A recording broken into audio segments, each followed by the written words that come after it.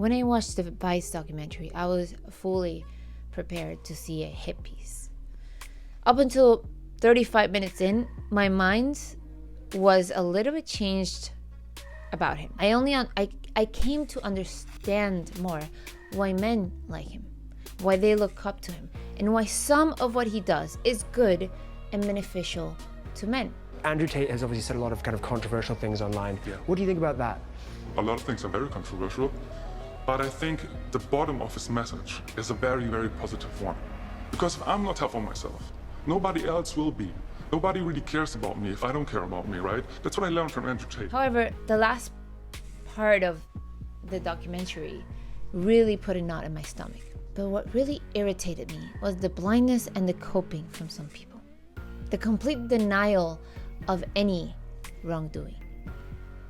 So, okay, Leia, this red pill lady, reacted to the documentary, and we're going to watch a little bit of her reaction to the documentary. You know, her quote-unquote not biased reaction, as she was graceful enough to tell us in her video title. I want you to look at her face while she's watching. Female beauty is extremely valuable in the eyes of men who seek to exploit it. That's rubbish. I don't give a shit about having sex with beautiful women. I fuck them so they listen to me, so I can get what I actually want, which is not them. It's a means to an end. Every single Bond girl was exploited. That's exactly what I do. Have you heard the term lover boy before? The lover boy method? Yeah, romantically involving yourself with a woman and then making money off of her in some sort of sex-adjacent industry. Firstly, I would call the webcam industry far closer to psychology than sex. The webcam industry has prevented more male suicide than any group of therapists, any action group, any charity ever would, right? Is that true? How can you measure that? Well, it's not about measuring, it's about my personal experience. But I have spoken to many women who complain about the effect Andrew's rhetoric is having on their lives. To protect them from I've agreed not to name them. My ex-boyfriend was radicalized by Andrew Tate to the point of threatening to release revenge unless I took back what I said on social media against his sexist, misogynistic views. It's like a virus, the things that he's spreading. The scariest thing is, I have no idea if the next guy I meet could be an Andrew Tate fan. As a teacher, it's definitely worrisome. There are boys who look up to him, especially those that are maybe vulnerable and they're sort of going to go into the real world carrying those. What is wrong with looking up to Andrew Tate? Tell me, I don't understand what's wrong with that. And there's silence when it comes to people like Nicki Minaj and Cardi B. Everybody's happy for young girls to look up to those characters. Didn't Cardi B admit publicly to robbing men? And yet everybody's silent about that. Violent. Ah yes, the classic tactic of diverting attention from the issue being discussed by pointing to something irrelevant and unrelated. The red herring. Leia, Cardi B is a musician. People follow her for her music, not because of her tactics surrounding men.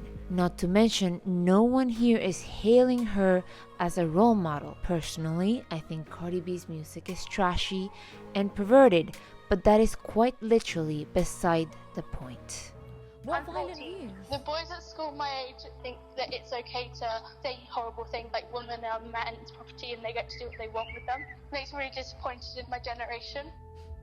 Andrew's views represent a new era in modern misogyny. That was quite charming, wasn't it? First of all, I don't know how old you are, Leia, but I find it very disturbing how you were giggling and smiling while listening to the 14-year-old girl.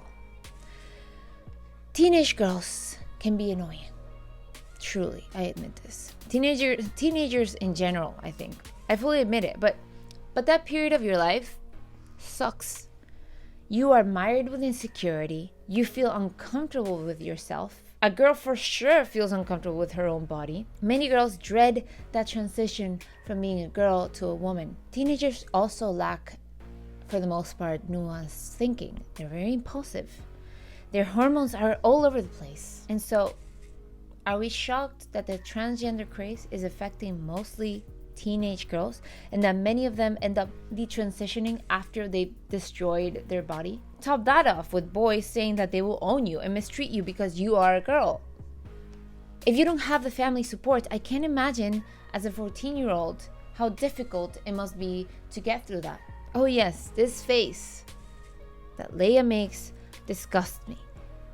Then, her face at Andrew Tate's comments. I think Andrew made the best business deal of his life when he bought Leia a pizza. And actually, one story that I do really want to recount is they'd ordered some pizza for us. Him and his brother had ordered some pizza. I don't eat pork, ham, or anything that comes from a pig. And so they ordered pizza with pepperoni on it and sausages and stuff like that. So I turned around to him and I said, hey, do you mind? I know you've already ordered it, but do you mind calling them back and ordering something else? I can't eat that. He was more than happy to do that. And I felt more than comfortable asking. Called them back up, ordered me a margarita pizza, and it was no problem. There were some other girls there. They were all having a really nice time. Everybody seemed really happy and like they were enjoying themselves. It was then time to leave and I got an Uber home and that was it. So that was 2 years ago. He got her pizza, which was pretty cheap, probably. And now she is his PR woman for life. Way to sell your soul for a pizza, Leia. I get it, guys. Vice had a lens in which to tell this story. It is not necessarily balanced. But honestly, I find all of these people, both men and women, who are dismissing these stories because LOL top G, to be very delusional. Also revolting. Could these girls be lying? Personally, I don't think they are, but maybe it's possible. But could Tate be lying? Could the women who came out in his defense be lying? Also possible. The men could have paid them off. I just find the dogmatic adherence to this man to be kind of mind-blowing. Like, people have blinders on.